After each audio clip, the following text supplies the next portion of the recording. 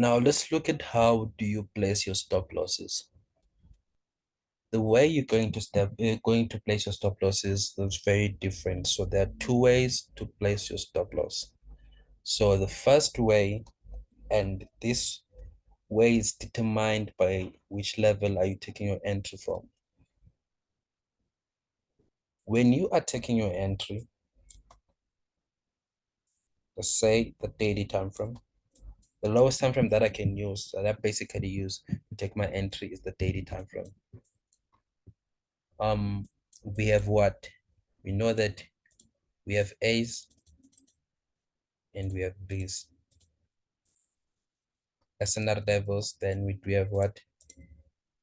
The open close candlesticks like this. So entries that I've been identified from from the open close, your minimum stop loss, the minimum stop loss is going to be 15 pips on your currencies. That's your minimum stop loss. And there's also a condition. The condition is, okay, let me show you an example. If you were looking for buys, let me show you which point can I use. So here, don't even have to go to a lower time frame, but I can even identify that this is endorsement right here. This is endorsement. This is a what? This is an open close candlestick right here. So generally your stop loss is going to be at 15 pips. 15 pips. But now if you see that that 15 pips is below this candlestick, right? It's below this wick right here, just like this.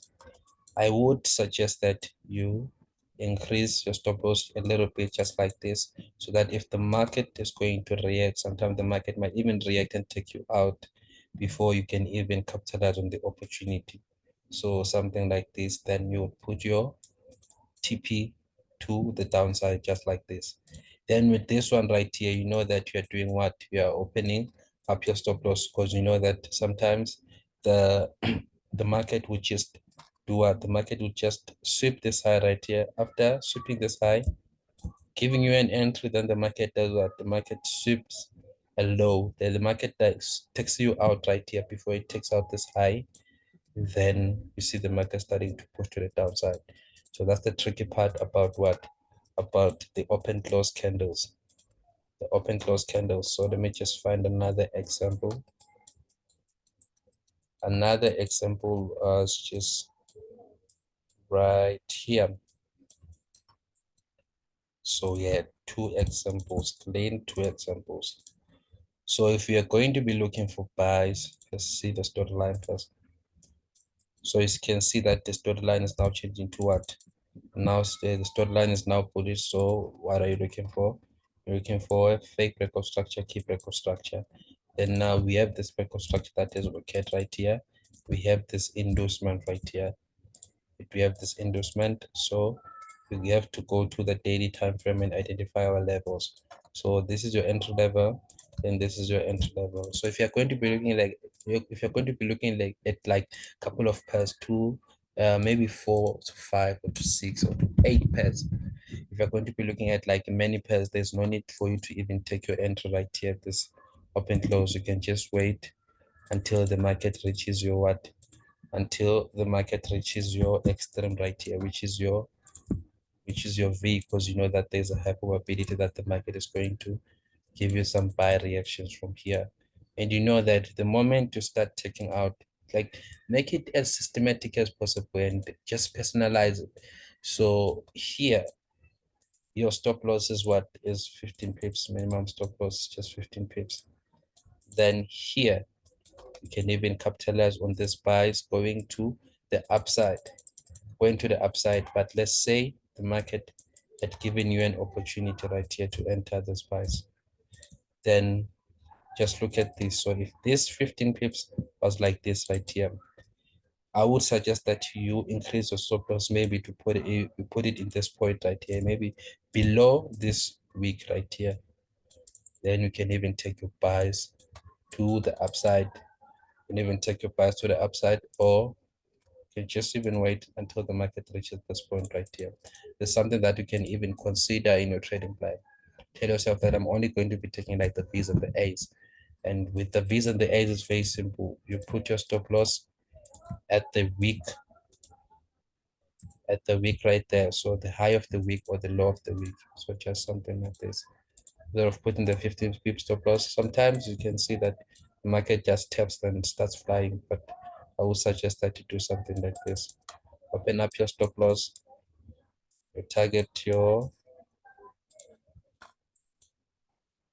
what? So you target your next. So let's talk about targets now. What you're going to be targeting, say they're going to be targeting the next higher time frame, level, or what you're going to be targeting. You're going to be targeting your obstacle. So obstacle, you can use them to take your what? You can use them to take your profits. So there are a couple of ways you can use to take your TP. So the first way, just trying to lay everything out so that you can choose for yourself alone.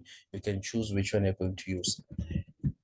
As you can see here, the market introduced a bullish storyline right here. As the market introduced a bullish storyline, then here you would be looking for buys. So what you can do, you can target the next, because you entered from the weekly time frame. You would want to target the next weekly time frame level. I know that I didn't even put this one right here, but most of the times the market likes to react from the A's and the V's.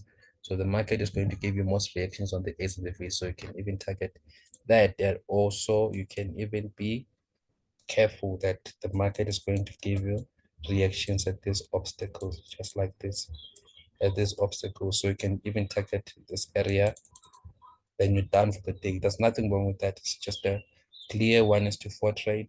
You have targeted this area right here. You're done for the day. So stop loss placing, I think we have talked about it. When you're going to be placing a stop loss, sometimes the market is going to give you something like this. You don't put your stop loss here. You don't put your stop loss right here. You should never put your stop loss just like this. Look at this. So you can see that the 15 pips is just right here. It's way too big. You can say that, but you should never put your stop loss just like this, because the market might even tap, sweep this low a little bit, then the market shoots to the upside. So it's good to have like the stop loss right here. Very big, we would say, but it's very good from my side, the way that I'm looking at things. So you can use that. Then now, if you're going to be using the daily time frame, let's say you don't want to look at many pairs, want to only focus on 3 to 2 pairs, you can just say your minimum stop loss is going to be 10 pips, because now what you're going to be doing, you're going to be using the 4-hour time frame also as your entry time frame, or you'll be playing your trades from the entry. You're going to be playing your trades from the a 4-hour time frame. So it doesn't make sense to have like a 15 pips stop loss on a 4-hour time frame key level. So 10 pips, 10 pips to 15 pips, it does work. So you can just switch it to 10 pips. But I suggest from my side, play the daily time frame levels. They are very good. I took a trade, some couple of trades that I took like 2 trades in the previous week, and I took one of my trade on the 4-hour time frame. um Entry level is good, but I know that I just want to focus on the daily time frame entry levels. So you choose from your side, just decide. That's why I'm a bit flexible when I'm teaching, because I know that there's some things that I've learned from some mentors that they said you should never do this, but at the end of the day I ended up doing other things. So I just want to give you some options, but from my side, as I always tell you, and as I'm telling you right now, so I've told you in the previous video and so forth, from my side, I just want to focus on higher time frames right now. So I'm just going to be playing the daily time frame levels. Now, let me see, what did I miss out? Nah, I talked about everything. Talked about everything. Oh yeah, I missed one thing out.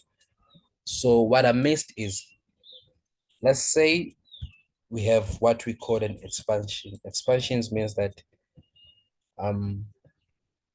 if your storyline, if you're looking at the weekly time frame storyline, or let's just say if you're going to be looking at the monthly time frame storyline, the monthly time frame is in a bullish storyline, then the weekly time frame is in a bullish storyline, but you want to play what? But you want to play the daily time frame. So your main focus is the daily time frame. What you have to do, you enter, let's say, take your entry right here, then you can target. So just like this, you can target the weekly time frame, next weekly time frame resistance. So you can even take your resistance just like this, target that high. Only when the higher time frame. So you have your higher time frame, like your higher time frame, you have your middle time frame, your play time frame, your entry time frame, then you have your lower time frame that filters out your entry levels. But now we have the highest time frame that's going to be higher than, okay, let's say you're looking at the weekly time frame. If the monthly time frame is in a bullish storyline, then it's very good that if you take your entry right here from the daily time frame play, you can even target the weekly time frame play. You can even target the weekly time frame key level. So what I mean is just very simple. It's just very simple. So something like something like something like this. Something like this. Let's look at the monthly time frame. The monthly time frame is in a what? The monthly time frame is in a body storyline here. The weekly time frame is in a what? The weekly time frame is in a body storyline here. You look at your breakout structures, unique candidate, and so forth. Then now, if you get an entry opportunity, let's say you get an entry opportunity. There was no way you was fucked up. So let's say you got an entry opportunity just right here. Entry opportunity just right here. Your stop loss right here. It's even ideal to target the next the next weekly time frame level. So you can even target the weekly time frame level just like this. Sometimes it's going to be like huge risk to reward ratio, because I know that you guys are in love with the huge risk to reward ratio. So just something like this, just trying to find an example that's going to show you what I'm trying to say, but I guess like I'm still driving the point home. Here, so let's say you're in a bullish storyline here, in a bullish storyline, also on the weekly time frame here, weekly time frame, bullish storyline. You're playing the daily time frame. Say you consider this as your entry level. If you consider this as your entry level and you know your stop loss is just going to be right here, low this week right here, then we can go to the weekly time frame and identify the next weekly time frame key level. So the next weekly time frame personal level is just right here. So you can take your bias from here to that point. Then again here, if you're going to be getting more buy opportunities, for example, just like this one right here, if you took some buys right here, let's see, did we hit stop loss right there? That's like we hit stop loss, right? Yeah, we hit stop loss. So if, let's say, this week was able to tap right here, if this week was able to tap right here, was able to tap this point right here, what are you going to do? Take your buys right here, minimum stop loss just going to be right here. Then Now you can target the next weekly time frame level. So you see that I do not mark this one right here. I'm marking the one that is close in proximity as resistance.